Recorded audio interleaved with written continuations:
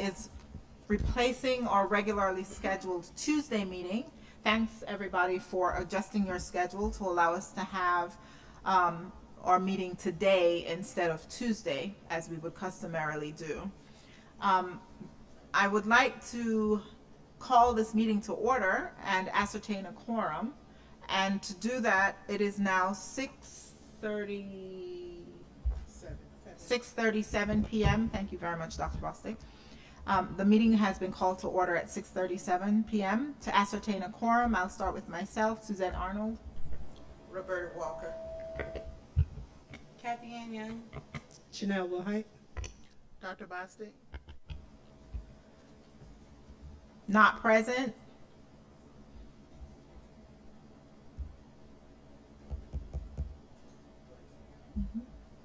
Bridget Robinson, and Wanda McKay.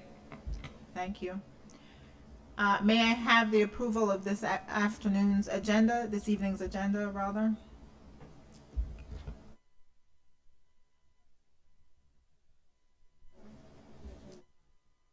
I would like to make a motion to amend the agenda to move the Finance Committee report to the beginning of our agenda.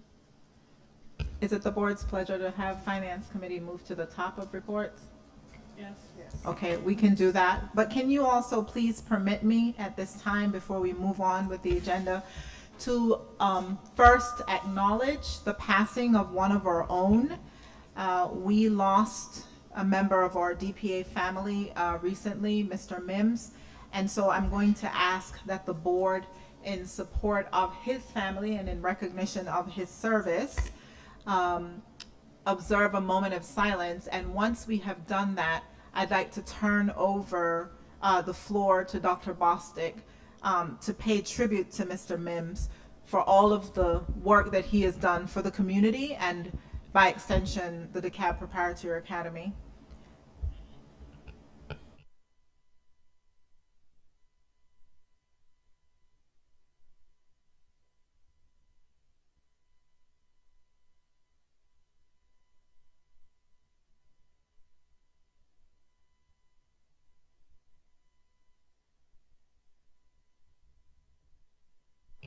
Thank you, everybody. Dr. Bostic?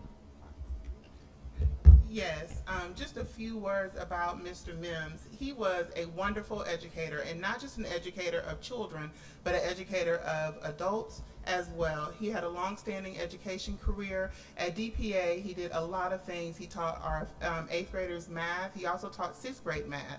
I think math was his his love, because he not only helped the students. We had several teachers and several adults that had to take our GACE assessments, and that's what you take in order to become a certified teacher, and he would tutor the adults as well that needed assistance in math.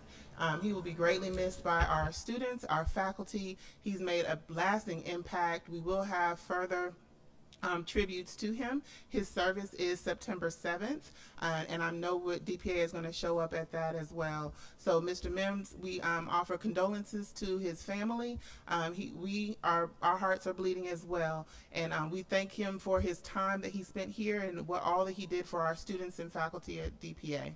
Thank you for this time. Thank you, Dr. Bostic. We acknowledge the legacy of Mr. Mims, and we offer our condolences to the Mims family. May his soul rest in peace.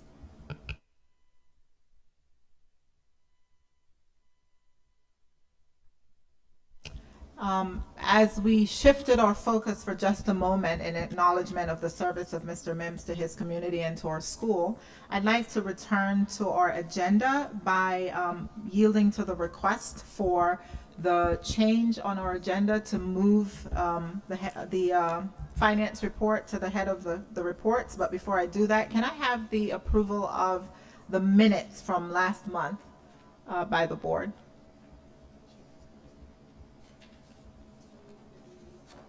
I move that we approve the minutes from the last meeting. I second the motion.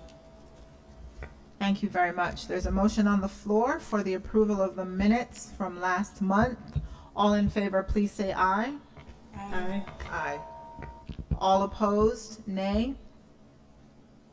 Since there are no nays, the motion carries for the approval of the minutes from last month. Thank you, everybody. The next item on our agenda, before we get to committee reports, is the board elections. Now, we do not have the full board present, and I don't know if it's the pleasure of the board to delay or to shift this item on the agenda and move into reports. What is the board's pleasure?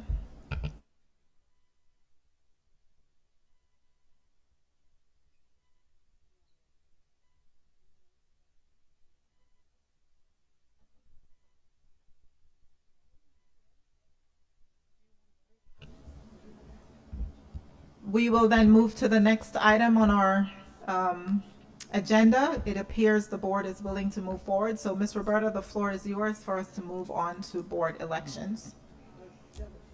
Governance Chair, are you doing the elections? You want me to move forward with that? Yeah, we can do elections. All right. Good evening.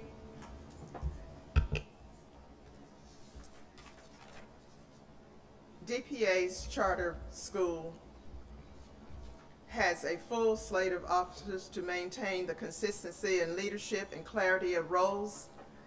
At Dekalb Preparatory Academy, we use the structure of board chair, vice chair, treasurer, and secretary.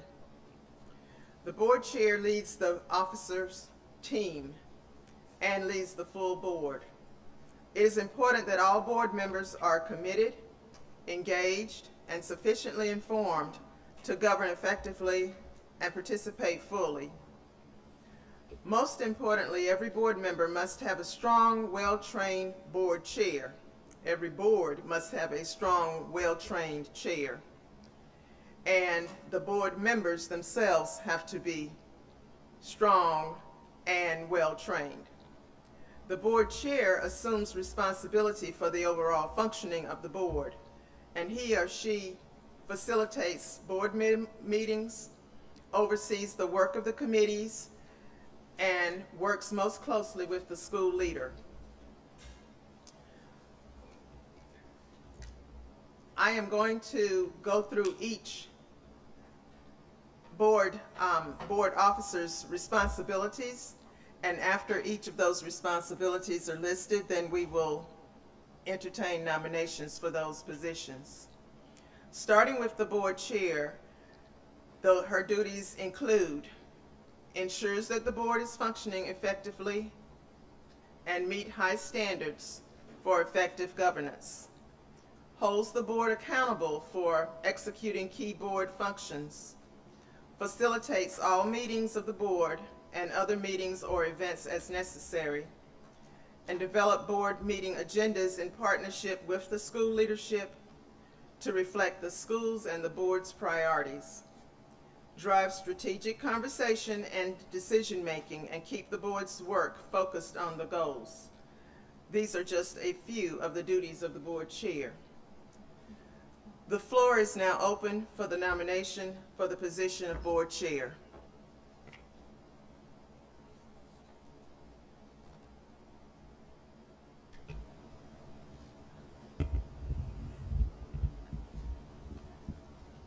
Nominate somebody.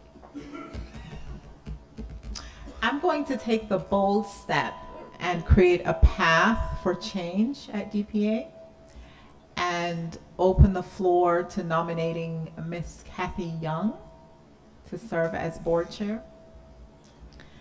Thank you. Ms. Young has been nominated. Are there other nominations?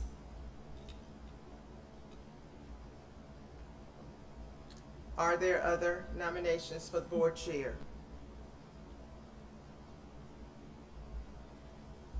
Hearing none, Ms. Kathy Young is now board chair for Dekalb Preparatory Academy. Thank you.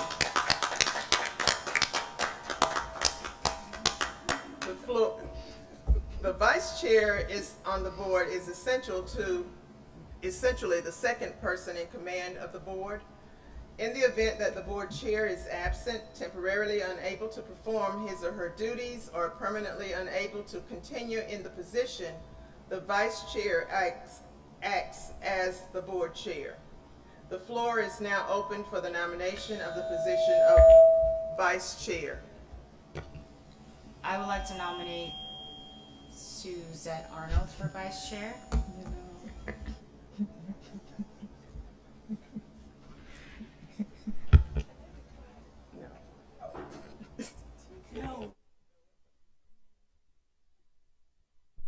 The floor is now open for other nominations for board chair. We have Ms. Arnold.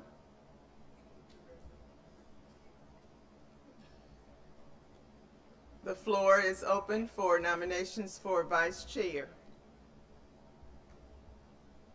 Hearing none, Ms. Arnold, you have been selected as the vice chair for Dekalb Preparatory Academy Board. Congratulations.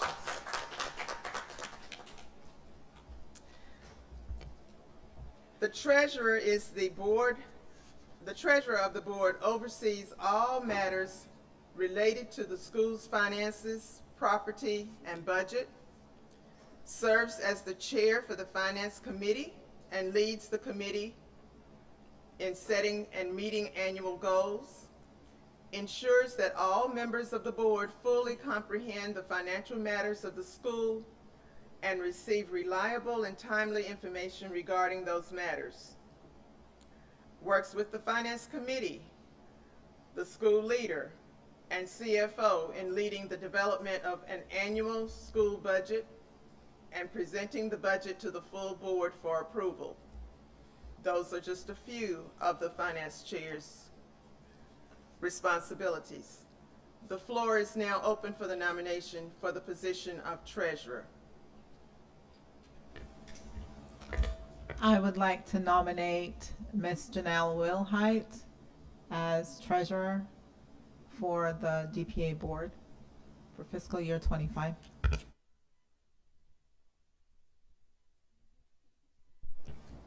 Ms. Wilhite has been nominated. Are there other nominations for treasurer?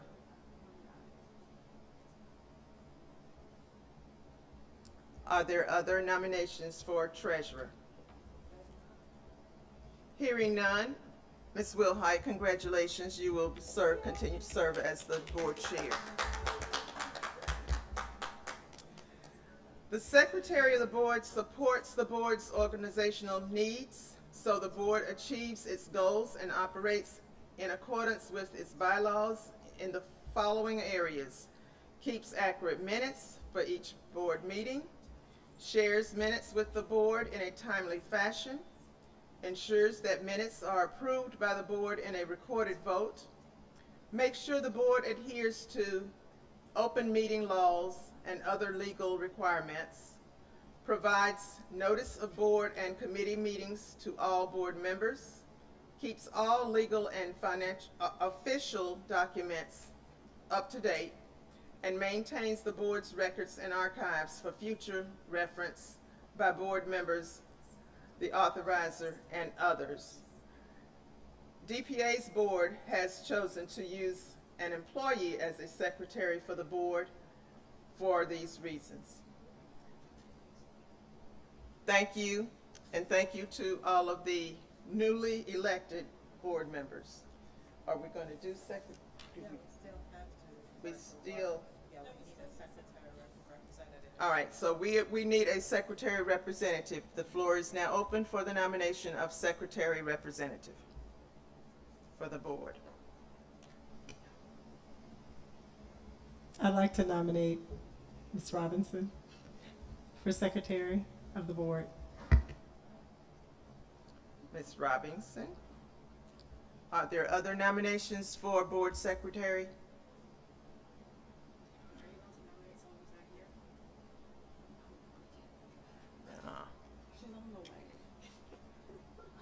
Are there other nominations for the position of secretary? Thank you, Ms. Robinson. You are the secretary for DPA's board for the 24-25 year. Thank you. Thank you, everyone. That concludes our elections. Madam Chair, congratulations. May I ask if it is with your will that I continue to lead this evening's proceedings, and for the purpose of getting through today's meeting. And may I also congratulate every single member of the board.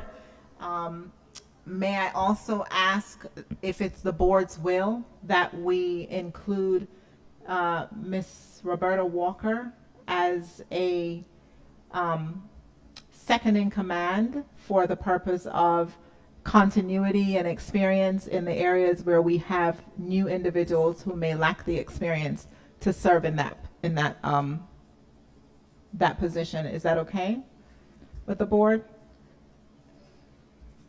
So Miss Roberta, is that okay? That's fine. All right, wonderful. Okay, thank you very much. So I do not know if we need to add that to the bylaws or not. I don't know if we need to add that in the bylaws or not, to have where we have a person who's second in command in these roles to provide assistance, guidance, roadmap, whatever we want to call it, but just to make sure that we don't have a performance capacity gap. Okay. Yeah, so that has to go through governance, and then we can determine if we need to tweak our bylaws in any way. All right, congratulations, everybody. And for the purpose of moving us along, now can we get back to the agenda? All right, so since this is my last official chair of a board meeting, unless Ms. Kathy is absent, which I hope never, let me move on to the next item on the agenda, which is going to be committee reports.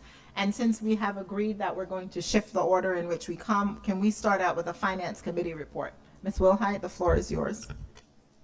All right, thank you. The committee, the Finance Committee did meet last week, but I do want to start off with some of the items listed, starting with an update on the audit, followed by an update on the closeout and ESSER, and then move into the financials, Dr. Bostic. So if you could kind of go in that order, I'd appreciate it. Okay, you can come on up too, Ms. Lee.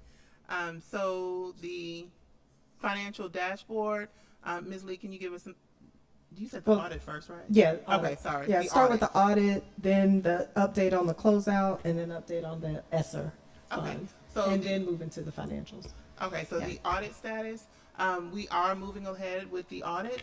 He is engaged and our auditor is engaged. We have the appraisal. They finished the 2 days of appraisal work, and so they're now moved into the next phase where they're writing their reports and to get that to the auditor.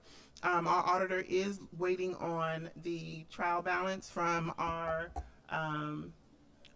former or outgoing CFO, and that includes the FY closeout, 24 closeout. So that is pending still, and we are awaiting that this week. She said we would have it today, but we're still awaiting that final data. But we are on track with the audit, and they have everything that they need to complete except for the FY24 closeout, the auditor. And also, what about the inventory piece? Yes, that's the appraisal and the inventory. So that is all going together with the they have that. Yes.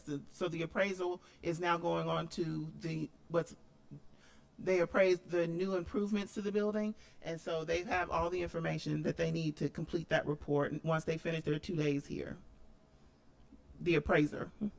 You said they have 2 days, 2 more days? No, they completed their 2 days. So they're now moved to the report writing stage. Oh, okay. Did Yes. they say when that would be complete?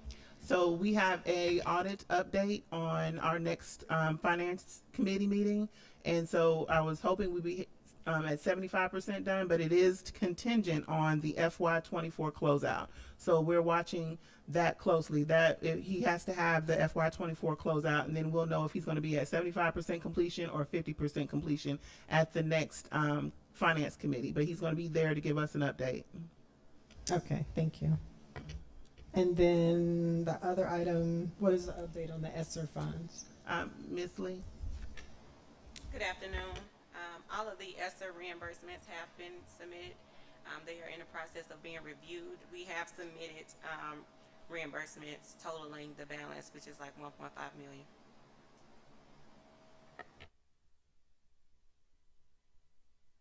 Did DeKalb indicate how long it would take them to notify you all of when that be? They did not. Okay.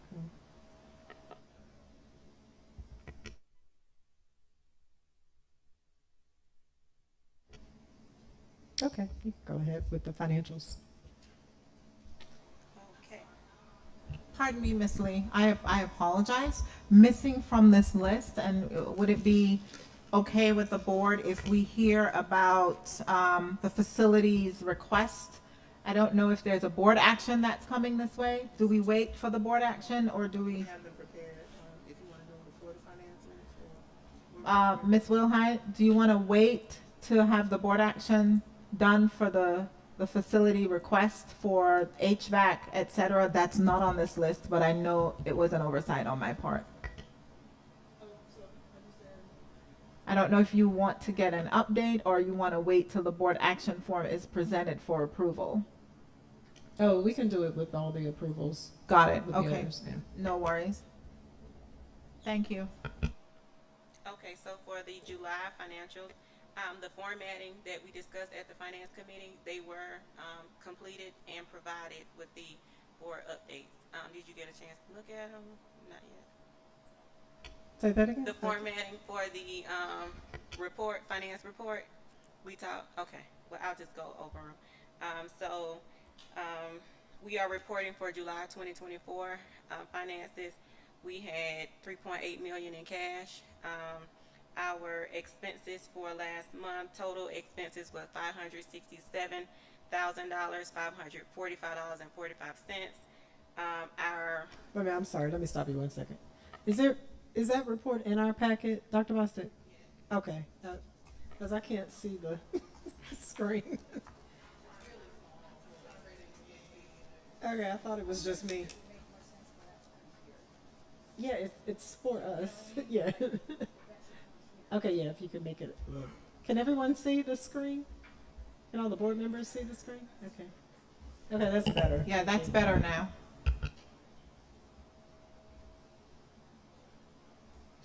Okay, so you were able to update with the final budget numbers and confirmed? Yes. Okay. So the approved budget, we did go back to the minutes where it was approved and get that total. So that has been updated, as well as switching the budget numbers first, then actuals versus actual. Okay, thank you. So we make sure we took care of that. So these are the numbers. Again, the budget numbers are the total revenue expected on the budget and the total expenses divided by 12.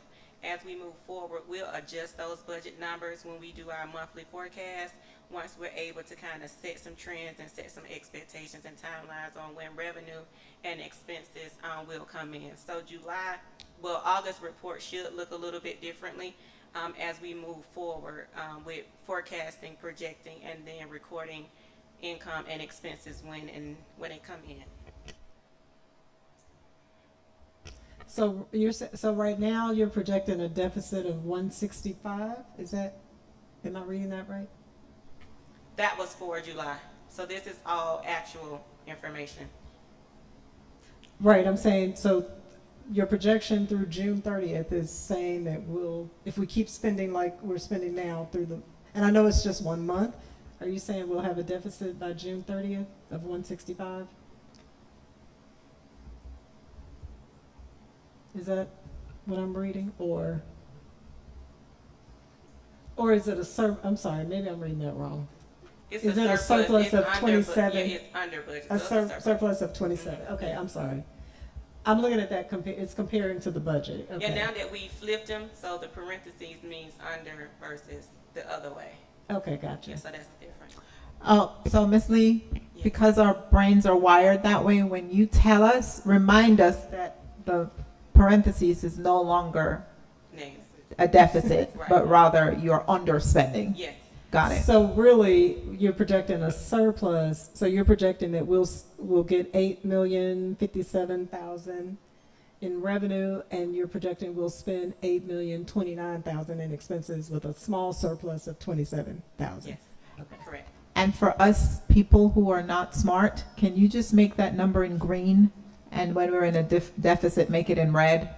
So that might trigger for us, yeah. And just in case you don't remember to say you're underspending, the green will maybe give us an indication that we're okay. So that number, that projection number, that's the important number for the board, just for board members to know. If that, where it says budget versus actual projection, like that's how I'm looking at the reports as to whether or not we can afford to pay for something extra outside of the budget. Because right now, this is saying to me, if we keep spending the way we're spending, we'll have a small surplus of 27,000. So just think about that as we go throughout the year. Yep. So you know what number to zero in on when you're looking at their reports.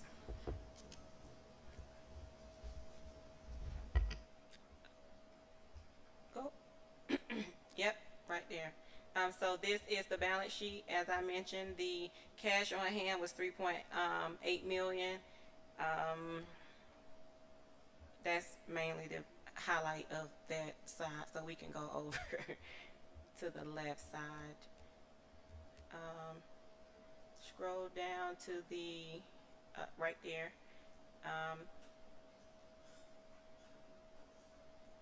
To the right. Right there. Okay. Yeah.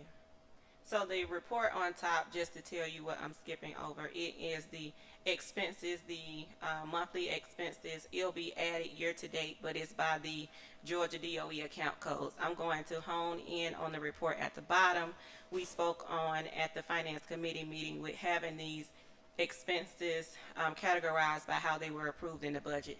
So I did make that change as well. So I'll hone in on that versus the one on top. But it's the same numbers, same expense, just looks differently, reported differently.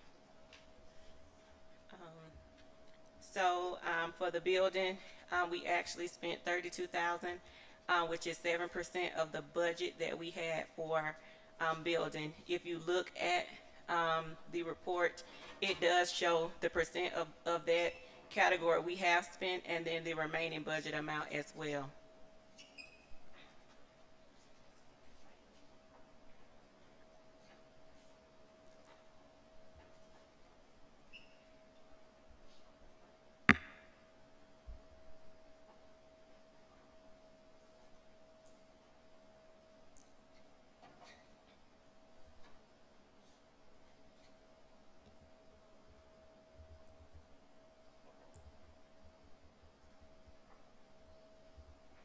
So for the month of, Dr. Boss is controlling. Zoom in. So here you see all of the categories in which the budget was approved. On the left side, the second column shows the total amounts that were approved in those categories.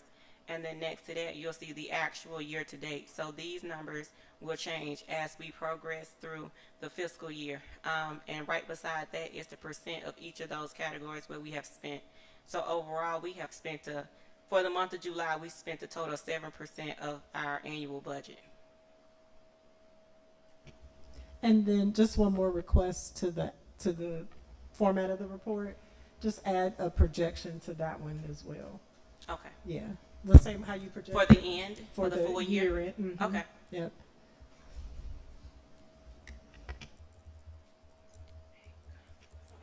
By category, which categories are we projected to, be over or under or right on the money. And then too, I did mention that we'll use these numbers as we get close to nearing the 100% of each category to do maybe a budget amendment so that we're not over budget in certain areas and things that we may project and realize that we're not expending as much. We could correct that as well and move money around. I will like to see a budget amendment once we get all of our federal grants in, the amounts, and then to having that added to this report so we have one comprehensive report with federal funds as well as operating funds, state funds. I agree with you wholeheartedly. Thank you for that. I do have a question, if I may be permitted. Thank you. This might be a formula error, So I want to couch it by saying that. But we are at the beginning of the school year looking at July's expenses. And when I look at supplies, I see that we've budgeted $183,000, but it looks like we've spent over $400,000. And in 1 month, I'm wondering how did we That's definitely an error. I think Okay. I put in too many numbers, got it. Okay. but I'll correct that as well. All right, no worries. And we look forward to seeing the updated number for that. Okay.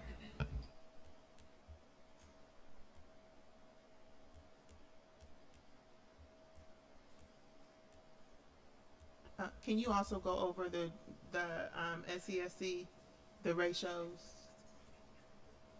briefly?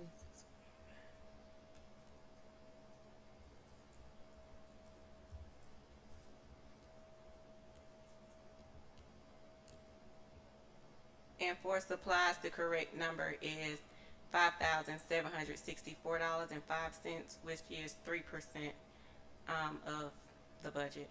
Thank you very much. That sounds a lot better. My apologies. No But worries. does it change the overall total? No, It's still 500,000 I for manually the put those numbers in because I knew I didn't use a formula for that, so Okay. I can make sure it added up. Got it. Okay.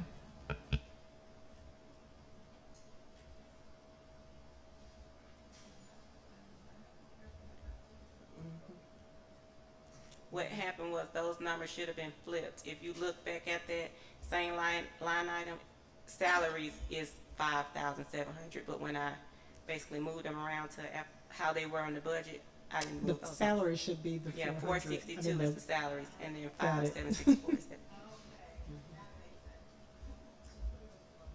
Right.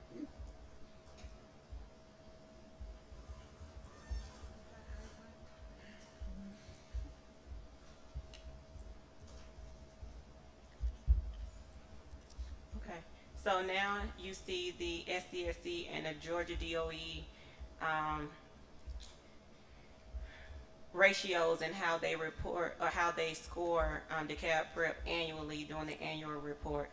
So these formulas are used to basically score or rank the finances of the school. I have them here listed here and the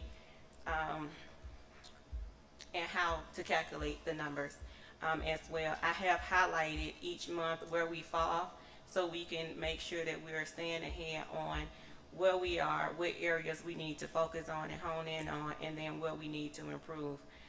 The two that I have for this month is the enrollment variance and then the annual debt to income. I really don't think the annual debt to income is an issue right now. It's just that we're only using 1 month of data, so of course it's kind of high right now, especially with the revenue. We've only received 1/12 of the revenue. So as I update it every month, you'll start seeing the numbers kind of getting closer to where the target should be. I don't want to use these numbers to project because at this point it's telling you real picture, like today, where do we fall? You know, if we were monitored right now, what do we look like? And then the enrollment variance, I used 515, but I know that the number has changed tremendously. So we would actually meet that standard based on the recent numbers that I have. But this report was done maybe really 2 weeks ago, and I didn't want to just change what was already submitted to you. Okay. So what are our current enrollment numbers? Yeah, because it's even updated. It's even been updated since we came. 539. Okay. What was our budgeted number? 560. 560. We had a 560 budget and a 480 contingency budget. Got it. Okay.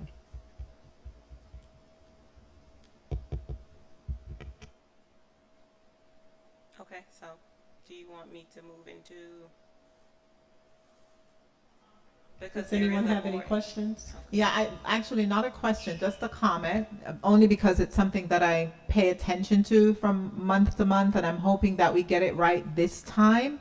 Our debt to income ratio, we don't have debt. So because this building would have been our largest possibly debt that we would have to acquire. And so every month we have a number that looks a little skewed. So I'm hoping we can figure out a way to show more accurately what our debt to equity ratio is, so that it doesn't appear as if we have taken out a $10 million loan when in fact we don't even have a loan to speak of. So maybe there's a way that we can reflect that more accurately on this report. And then I would have to look deeper into the balance sheet and see what has been coded as your liability to actually give you an explanation as to why it has been reported that way.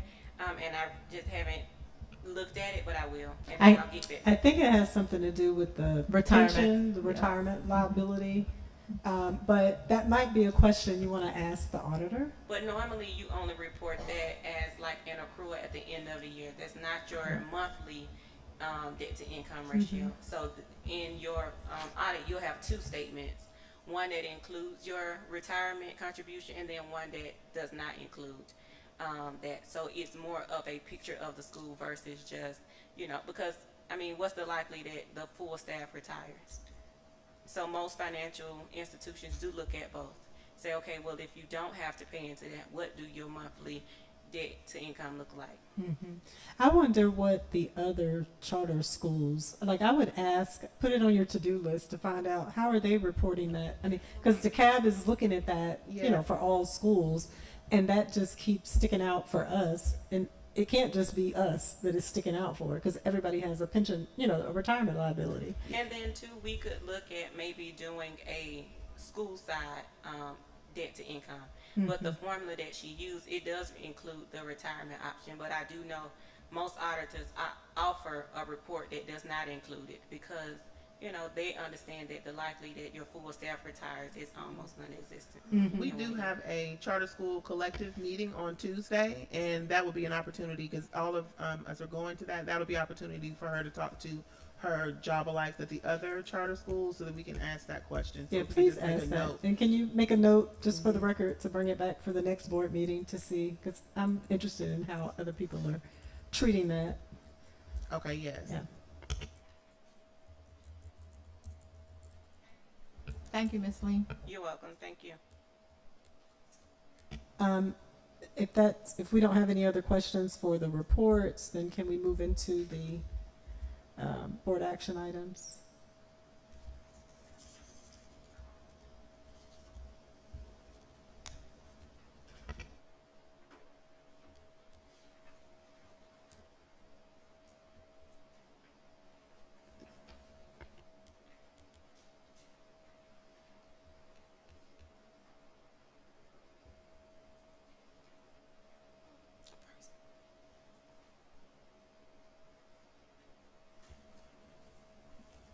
Would you like us to move forward with the board actions?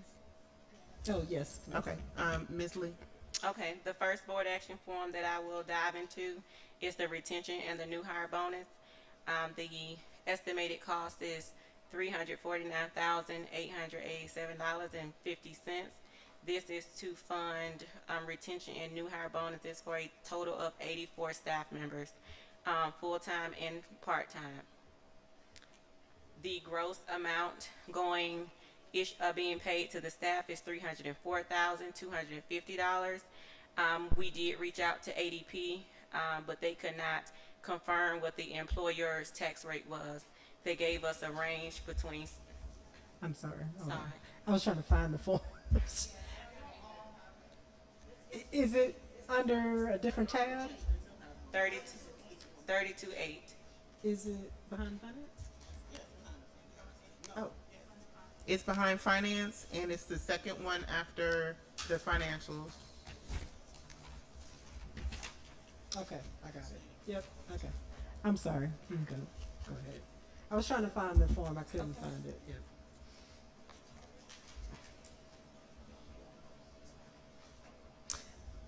Before we start, can you review, we talked about this in the finance committee, and there was one item that we talked about regarding this, that you all were going to go back and revise, or there Dr. was some- Bostic, she's talking about the stipulations. Yes, they were included. They were. So, I don't know, was this ever presented to the governance committee with the stipulations, or, I don't know, since we No, talked I in the think you finance said we were committee? going to talk about it at the board meeting. Okay, so can you explain what the stipulations are? And did these amounts change since the finance since we last met? They did. Okay, so then can you explain what the differences are, or why the changes were made, and then what the stipulations are? And then are the stipulations written somewhere on the, Yes, I had a attachment with this. I had attachments with the board action that had the stipulations. because there's just one page. Just want to put it on record that we did not see or talk about this in governance committee, it being presented here either. This is the first time Okay. we're seeing this. Yes. So can you go over the amounts, and then I'll pull up the stipulations. And I believe we were to talk about this in executive session. Sorry. Man. Yeah. Okay. So if this is something that has to be discussed in executive session, may I have a point of order that we redirect? There is executive session allotted for the agenda this evening, and So we'll so pass on this one for we now. may have to pass on this Okay. and discuss it in executive session, and whatever stipulations, et cetera, be presented to the board for board action. Okay, just move And on the to board next can one. determine at that point whether or not they want to move forward or if they need more information. Okay. All right. Okay, so the next board action form you should have is the financials, in which we just reviewed.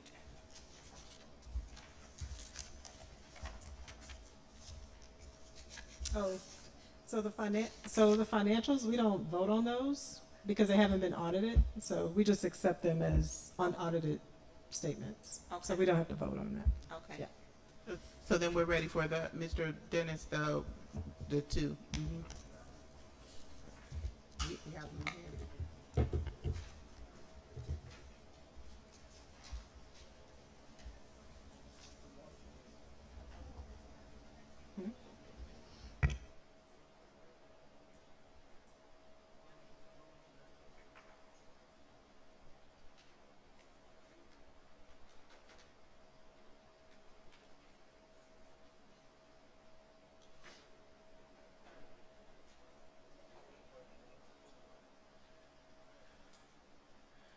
So, good evening, everyone. You should have in your packet the board action forms for replacing the outdated, broken water pumps. The total amount is $97,400. We do have 3 quotes, and we have a vendor selected. And we had discussed this during finance.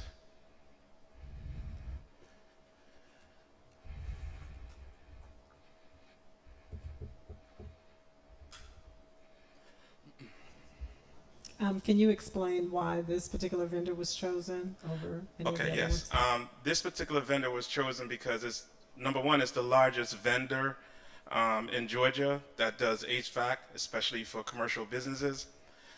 This vendor was also selected because they're the company that actually would build the chilling tower, the water tower. So they know exactly what to do as far as the water pump is concerned.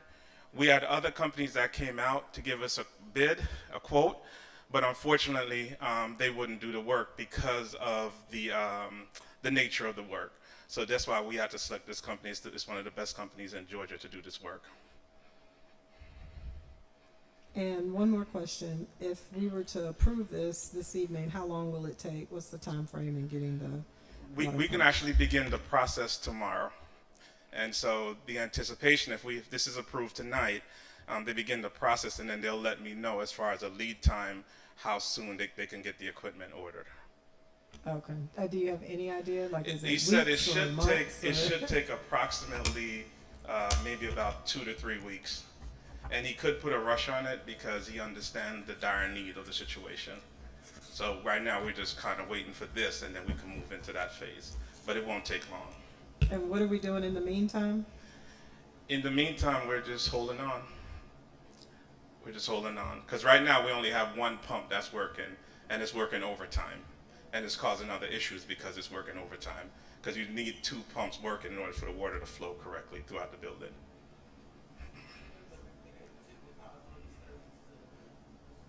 No, it will not. The work will actually be done on a Friday, and by Monday it'll be completed. So it'll be done over the weekend. Okay. I do have a question for you, Mr. Dennis, if that's okay. The cost for the proposed cost seeking approval is $97,400. I just want to make sure that we have that amount of funding in the budget at the moment. Believe so? We do? Yes. Okay, got it. All right. Thank you very much. Is this something that can be paid for with the facilities grant, or is this something that's paid for within the line item that we set, within the existing funds? Or I can't remember. Did we build the facilities grant into the budget? That's what I don't remember. No, there's not a facilities grant this year that was granted. There are lobbying for that to be reinstated in the next year's state budget, but this year there's not a facilities grant available for charters. Okay. So is there enough in the line item, like Suzette said, that will cover this repair? Yes. Okay.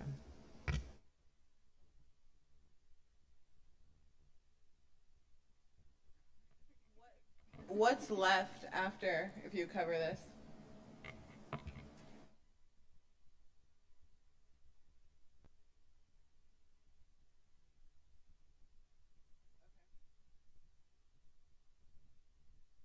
That's your number with both of his proposals, or just with this proposal?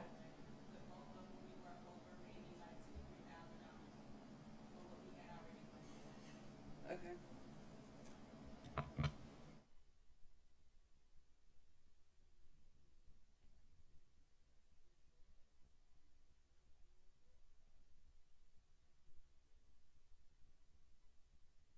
Are there any other questions about this item? Okay. Then I'd like to make a motion that we approve the vendor HVH Mechanical Partners in the amount of $97,400 to replace the water pump.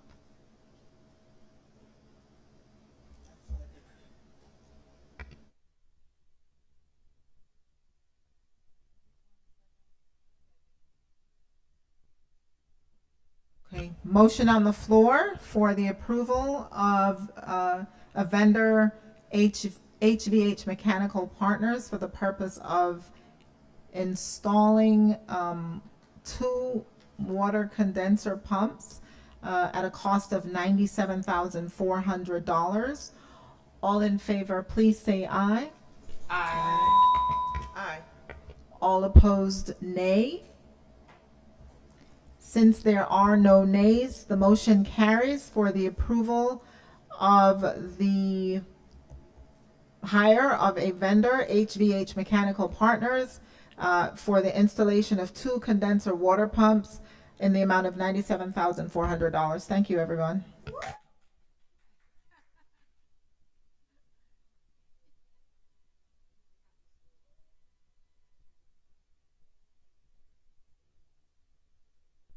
All right, so the second board action form you have is to replace the unit in room 05 and 06. Currently, those rooms and also part of the hallway does not have AC. The unit that we're replacing is an outdated unit. It stopped working. And so right now we're using spot coolers to cool those 2 classrooms. And we're asking for all pro remodeling to install a new unit that will cost $13,879.50. Are there any questions on this item?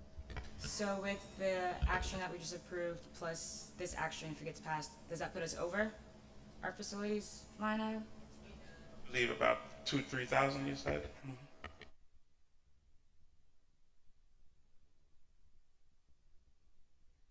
the abouts and the maybes are very unsettling. Like, we need an exact number if we ask how much it is over.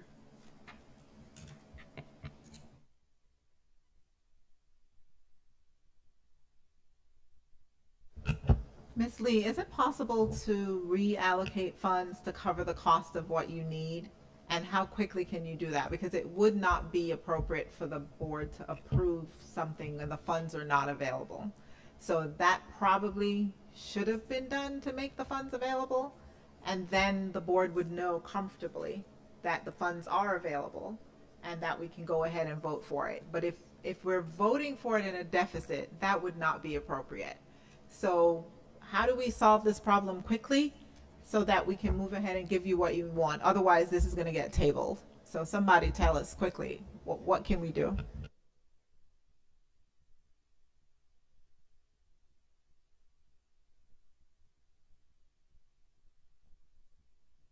You have the budget form.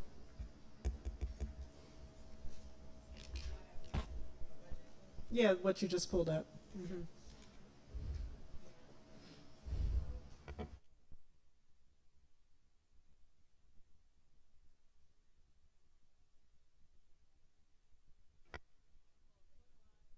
The line that we the budget that we approve, what line item is it coming out of?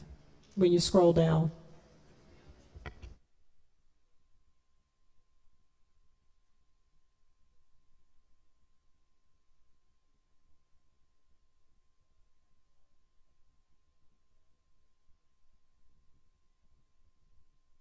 So we would go over because of the ongoing costs associated with building.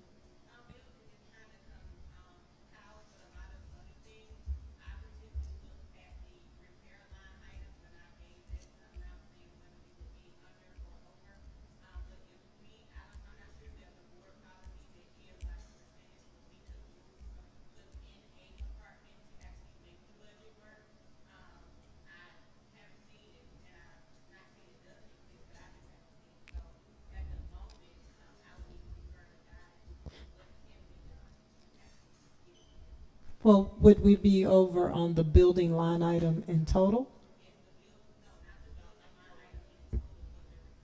Oh. Okay, but we approved the budget at this level, correct? So I think what she's saying is that building right here, we have the funds available, but we have subcategories under building in the budget, and in the repair budget, that's what's over. And but if in the building overall, we have the funds available. So if we can move the money from the building overall to all the different line items, then we do have the funds available. It's in building. Yes. And we have the funds available for both. That's why we like to approve it at this level, at the higher level, so that we have the room to be able to. Yes. Got it. Okay. So then, thank you, Ms. Lee. And that's why it's important that we keep track of how we approve the budget and how we're spending against the budget, so that we know at a high level that you're not going over. Okay. Yeah. Thank you for that clarity.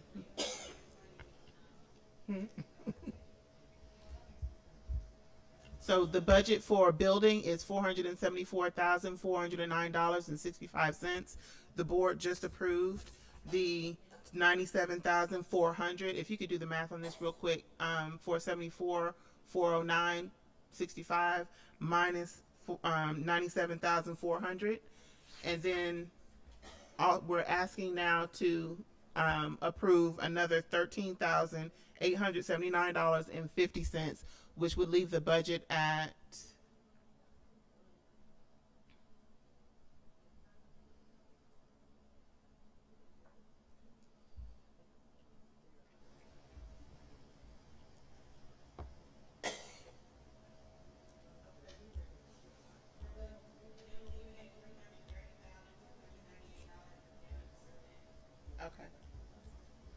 But there aren't other line items. There aren't other things in that category. Like you can safely reallocate the sub accounts, right? Okay. Yes. And there you have it. Okay, so at the high level, we're at 474, 409.65, and if we were to take out $13,879.50, that would leave us at $330.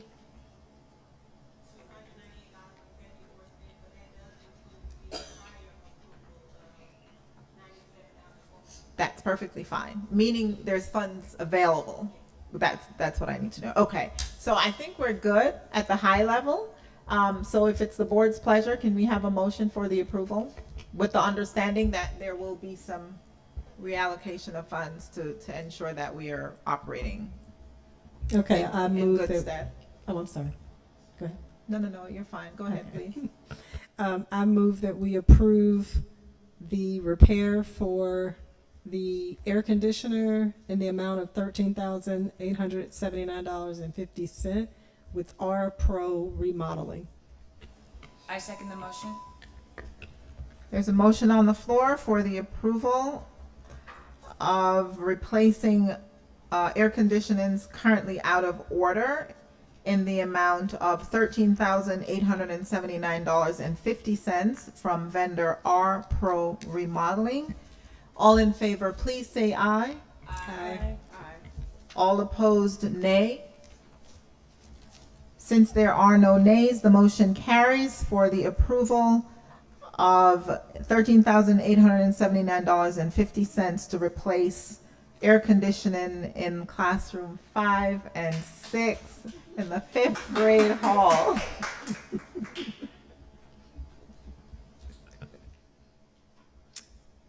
I think that's it for the board action forums, except for the one that was tabled until the executive session for the finance committee. Okay. If there aren't any other questions or comments for the finance committee, may I please be excused, Madam Chair?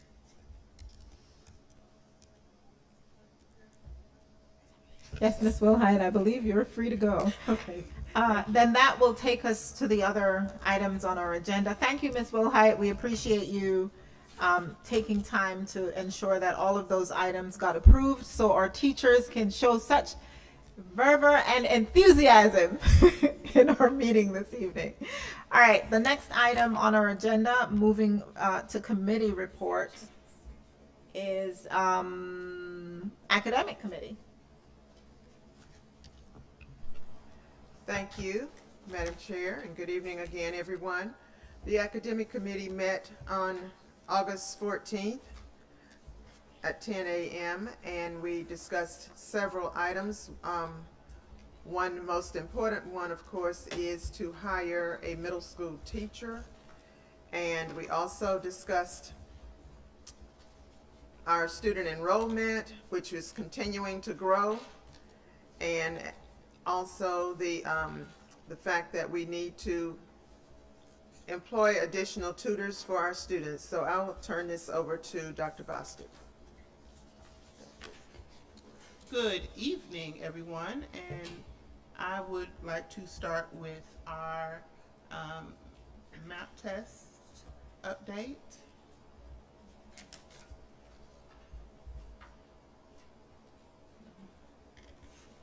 And so similarly to our update from last month with Georgia Milestones update, NWA, the kids have taken the map assessment, and there's a dashboard as well that goes with that. Hold on one second.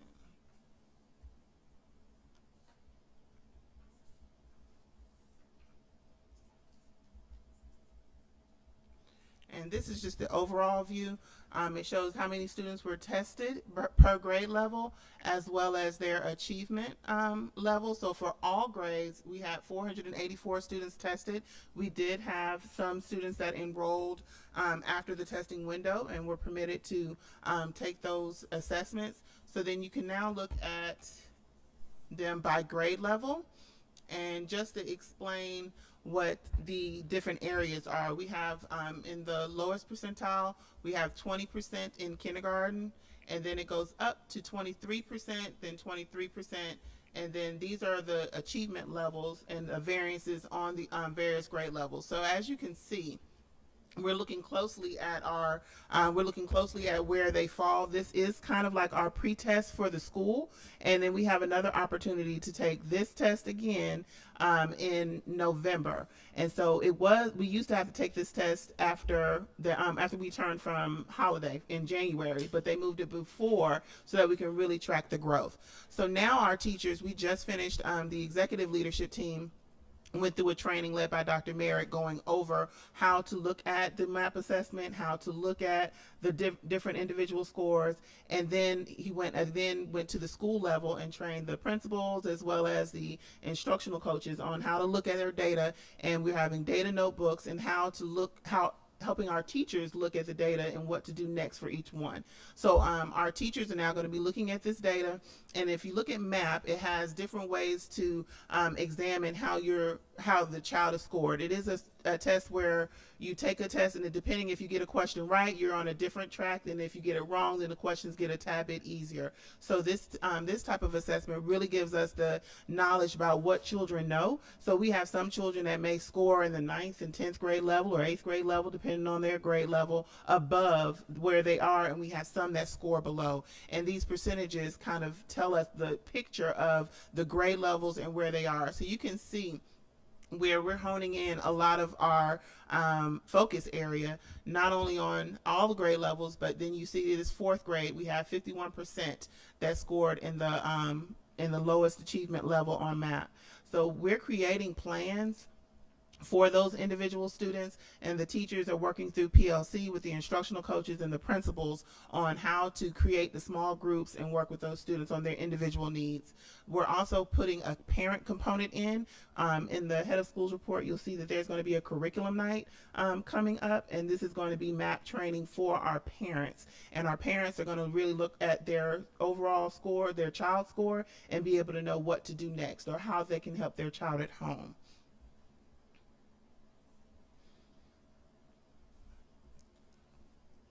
And so you'll continue to get updates in the weekly board report, or the board update rather, about how the students are doing and how this is being addressed in PLC, and how they're being addressed in overall in the student classrooms. I have a question. Do we know how many of our kids returned who were here last year, and maybe like a percentage or a number who are in 4th grade now who would have been 3rd graders? That would be great data to know. That's something we can research, and we can put that into the board report.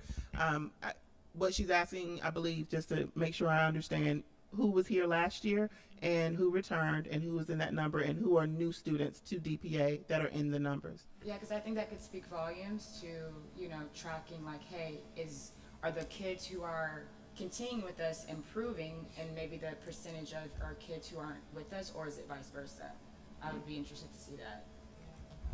I think I would love to know that number too, because what it talks about is fundamentals in those earlier grades and whether or not we're hitting the mark in the grades 1 through 3, which we know are very important to development. So I think I would like to track that.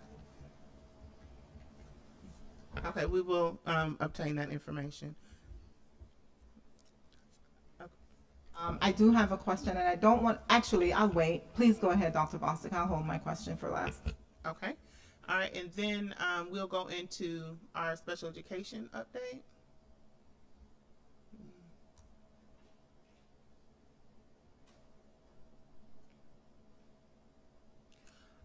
All right, so the PEC, and I'll go over this briefly. This was prepared by our coordinator, our special education coordinator.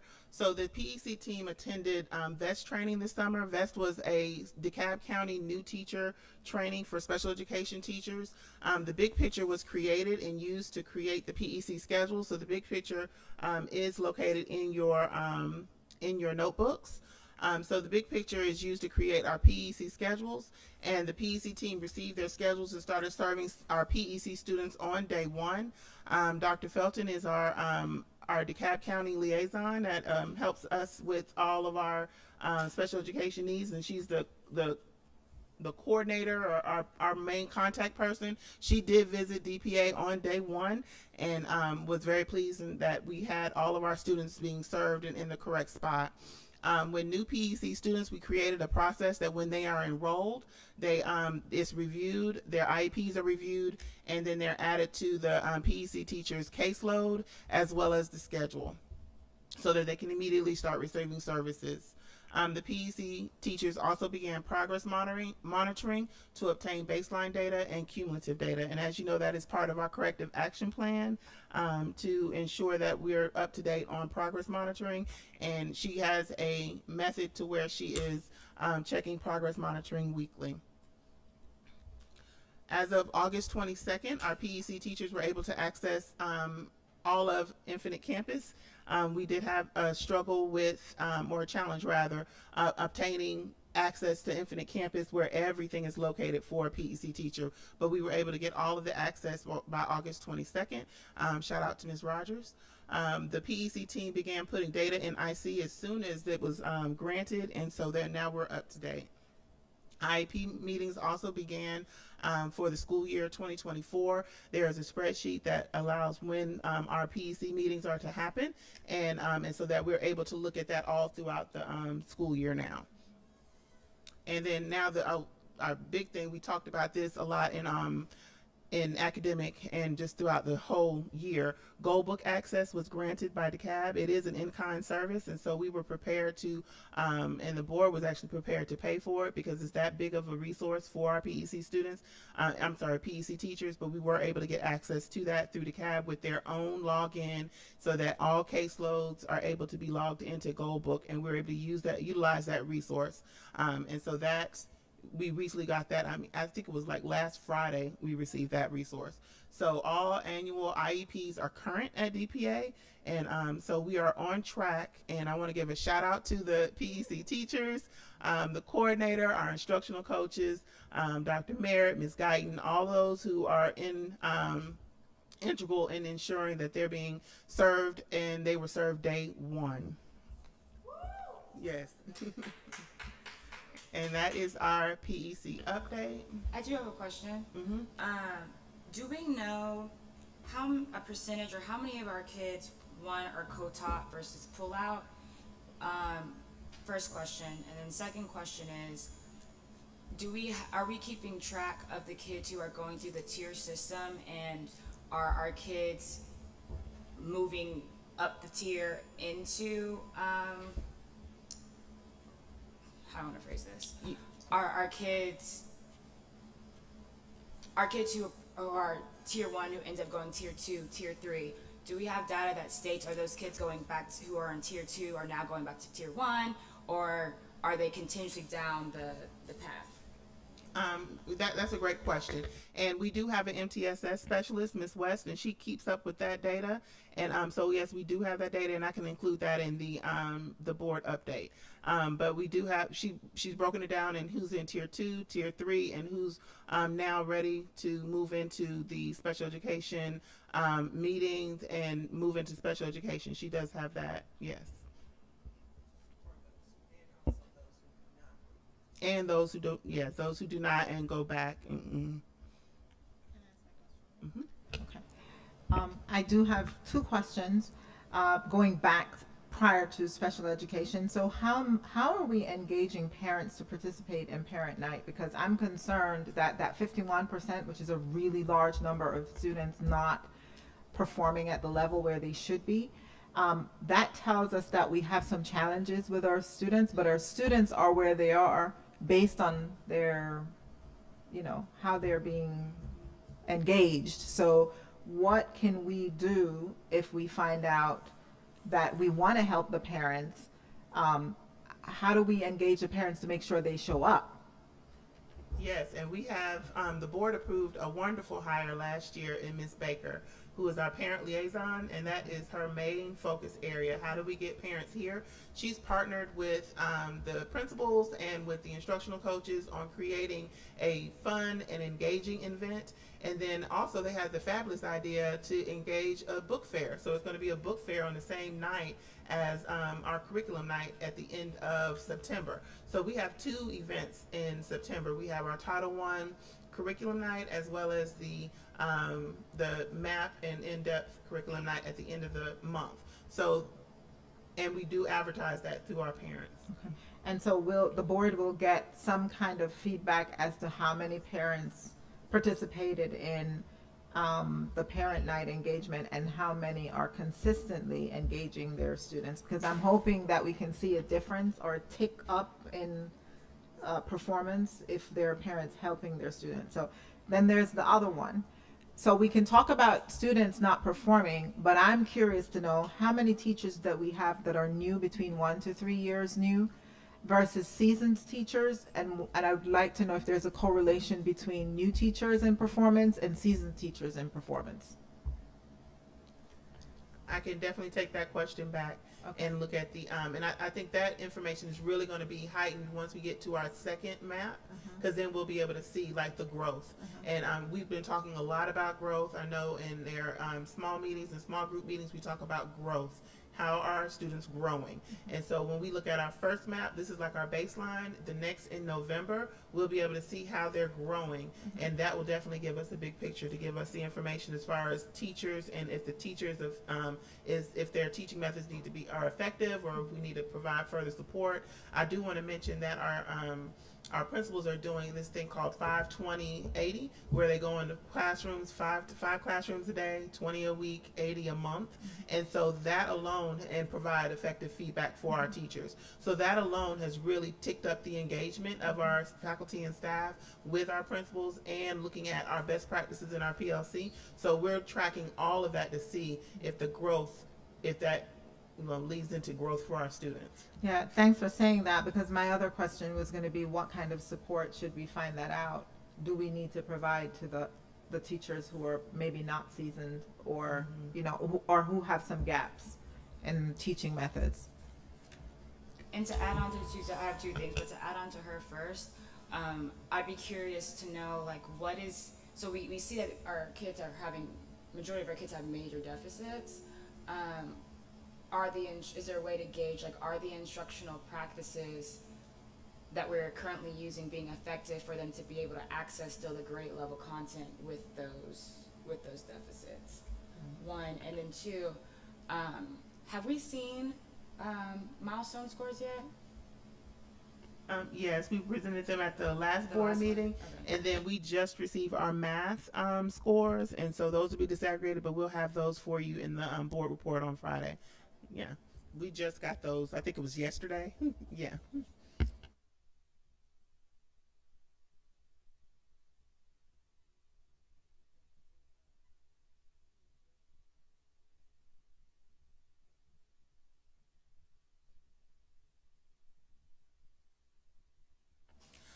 So we do. We are currently on a corrective action plan for. Ooh, you can't see this either. I'm sorry. I'm making it bigger.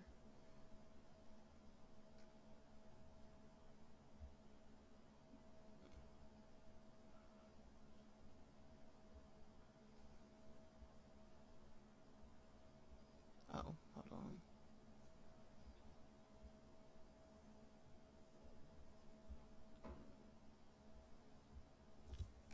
Hold on. Can we make it from here? Yeah. Thank you. Okay. We are currently on a corrective action plan with Dekalb, and parts of those corrective action plans that we've already addressed, and parts of it we are addressing.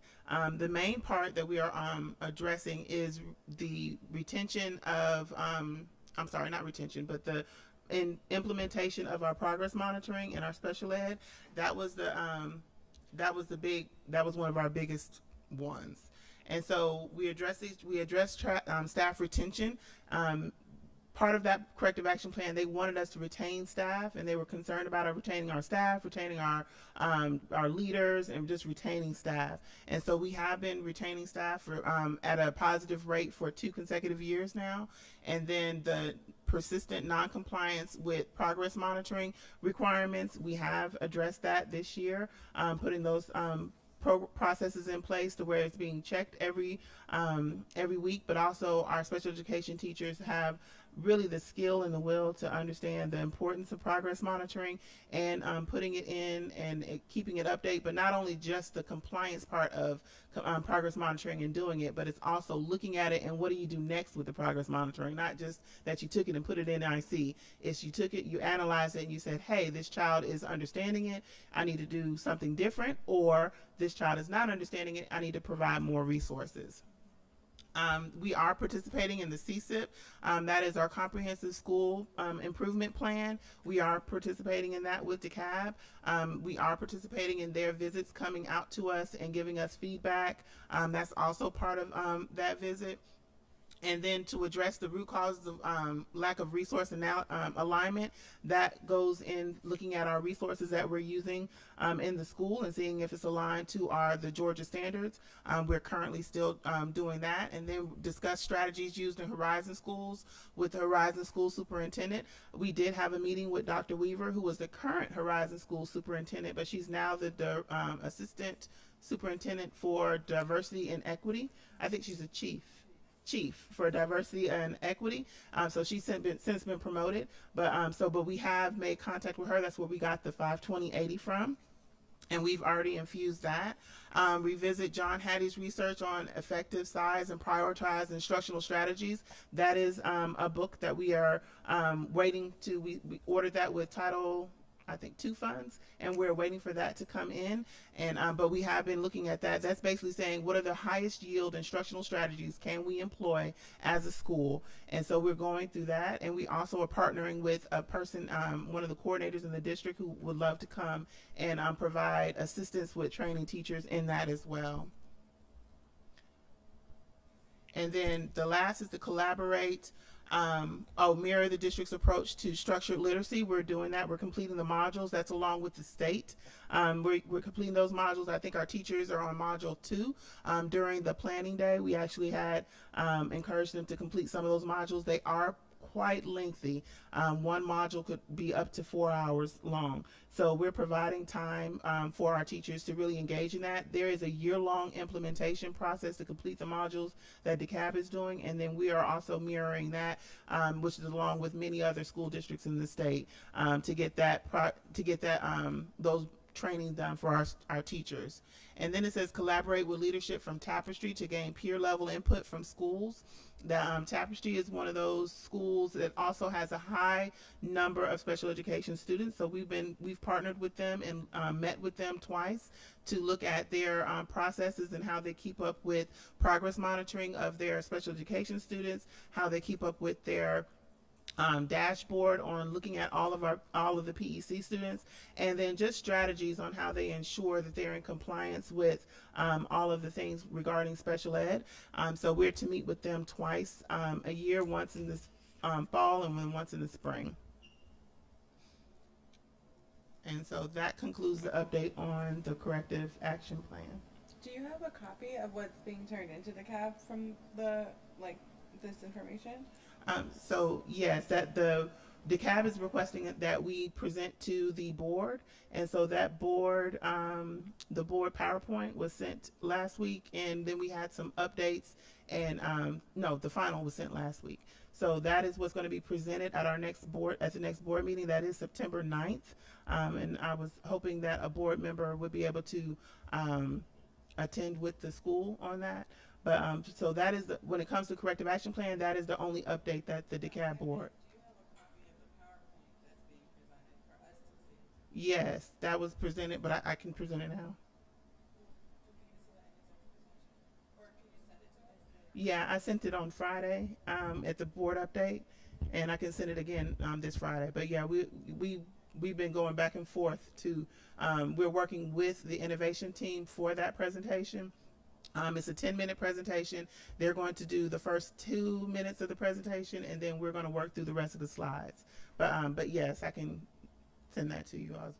So we finally settled. I know there was some back and forth. They finally settled on allowing you to keep the information that you had it the way you had it. Correct. Okay. And then they changed out the data that we wanted to improve. Originally, they had some data that we wanted to share our special ed data and our special ed data from last year and for GMAS, and so yes, they did agree to that. The only thing that's outstanding is the time and the logistics of the day. I'm still awaiting feedback from that, like what time do we show up and what time are we presenting. Okay, so I know that we've said this as a board before, try to have the board see what the CAB is going to see, so we have an idea if they ask us a question, how to answer to that, because if they ask us something and we don't know what you sent to them, we don't know how to answer. So I think it would be, now that you've settled on everything, that we see the final document, so should that arise, we know how to respond. Is there anyone who's able to go to that presentation when we present to the CAB school board? September the 9th. And of course, we don't know the time yet because they haven't said it, but can you, is there anyone that Round about noon is the last time when we presented. Last time it was noon that we were there, but we presented probably around 2.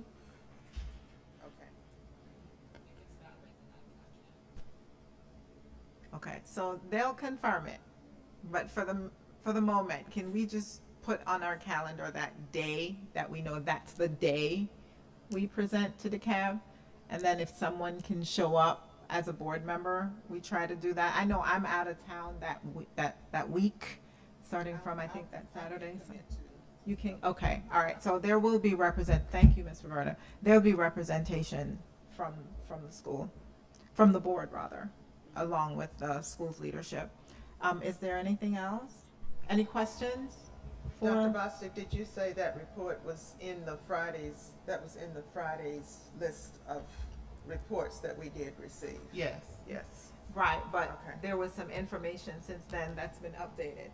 So we need to Some get the updates. new one. Yeah, we need Okay. to get the most recent. Because I know she did. I knew there was some back and forth because I saw the emails going back Right, and forth. okay. So I'm glad we're settled now. Yeah. Okay. Okay. Then we have one board action form from, are we ready? Yes, ma'am. Okay.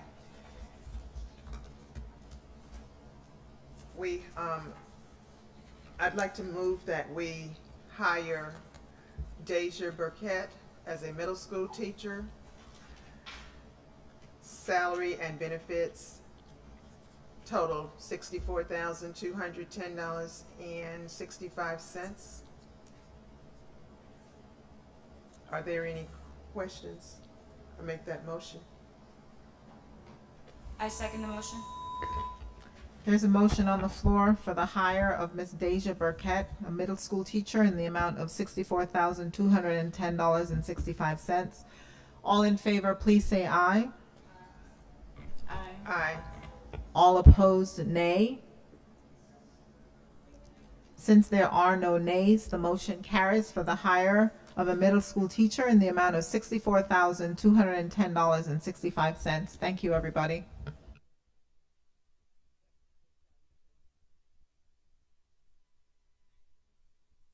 Thank you, Ms. Roberta, for leading the facilitation of the academic report.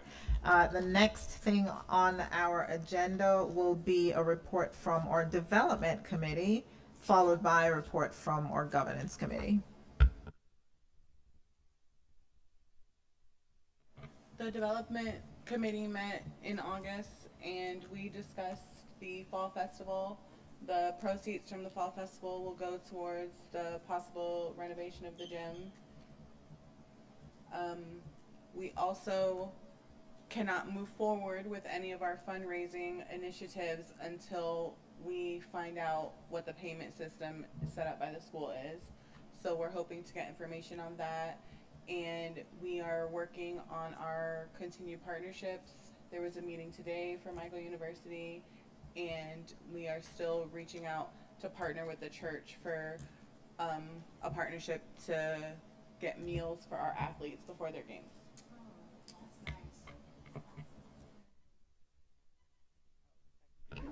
Are there any questions from the board for the development committee with any of the information that was just presented to the board? Hearing none, we will accept the information as it is shared. Thank you very much for your continued support in that area. Ms. Robinson? Yeah, so the governance committee, we met on the 21st, and we talked about and reviewed our current board calendar, made a lot of amendments there to help us operate a little more effectively, and then also to match some of the authorizers' changes. And so that was kind of the vast majority of the meeting, but it was very effective.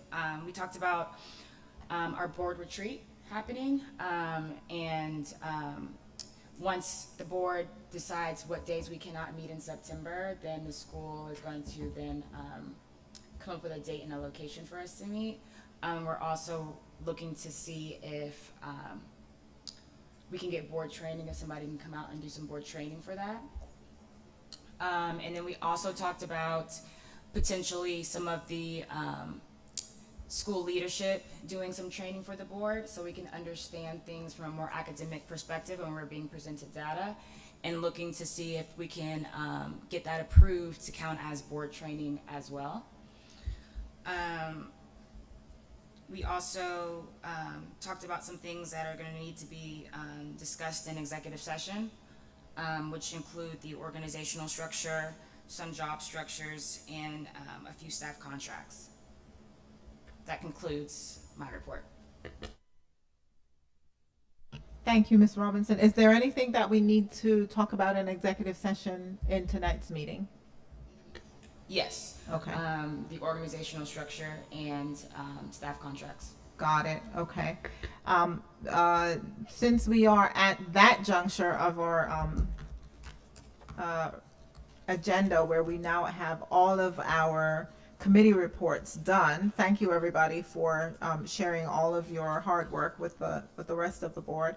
I think we are now at the point where we will move to executive session, but I think we should move to public comment first in the interest of hearing from our stakeholders. Once we do that, then we can move to executive session, come back, complete all of our business. But Ms. Robinson, you made a comment about board training, and I just wanted to share that there's correspondence that we received from Greg Stevens that's offering September 14th, board chairing Back to School, Back to Excellence Symposium on the 14th of September. And so I'm going to forward this as the governance chair. It's going to be in Norcross somewhere. And you can share that with the rest of the team and the board for us to have that training. But there is, you said training for the board. It's right on the heels of what you just said. So I'll forward this. No worries. Okay, so may I, at this time, open the floor to our stakeholders to address the board with any comments or statements that you would like to present to the board at this time.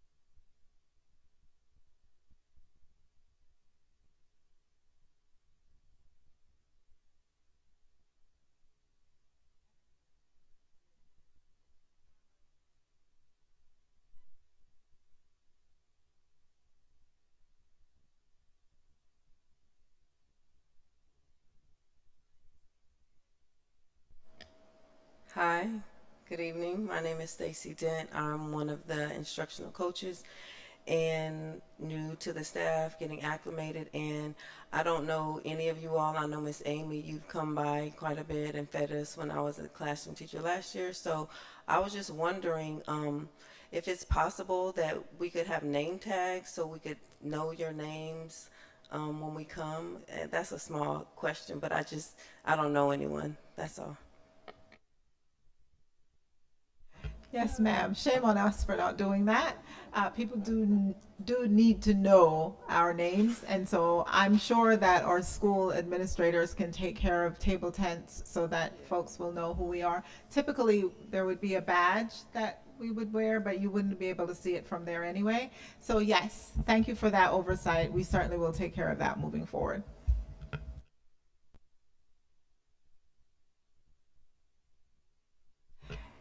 Since there are no other comments, not from our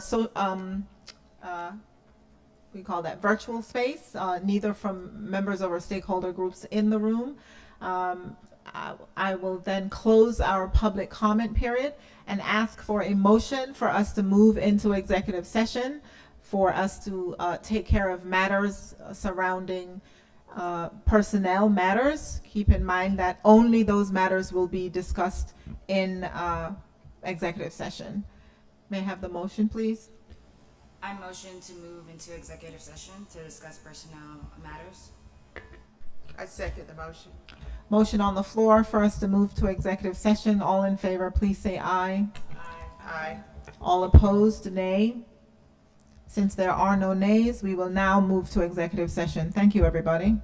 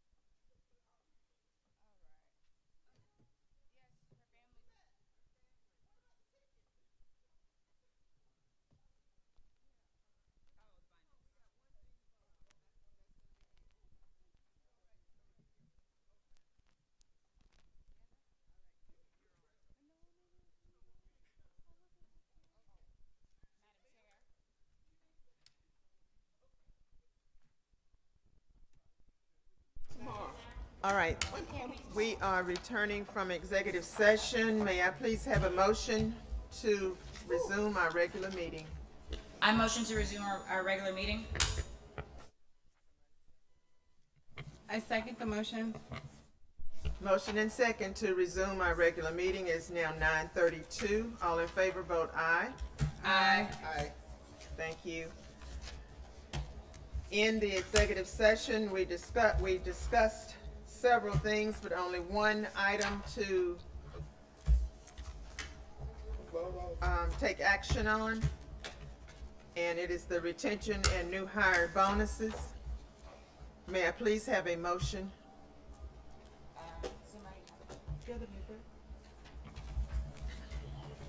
I motion that we approve the bonus retention and new hire bonus in the amount of $349,000 and $887.50. I second the motion. It's been motioned and second to approve the retention and new hires bonus in the amount of $349,887.50. All in favor, vote aye. Aye.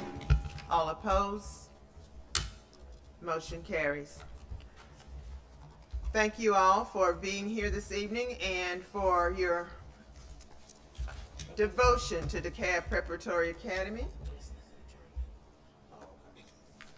At this time, I'll entertain a motion for adjournment. It is 9:33. I motion to adjourn this meeting. I second. Motion and second to adjourn the meeting, 9:33 p.m. All in favor? Hold on. I did at the beginning, I think, but it was September 7th. No, I'm live. Like, Yeah, we did at the beginning. At the beginning. oh, okay. Thank you. Motion and second to adjourn the meeting. It's now 9:34 p.m. All in favor, vote aye. Aye. Any opposed? Good night.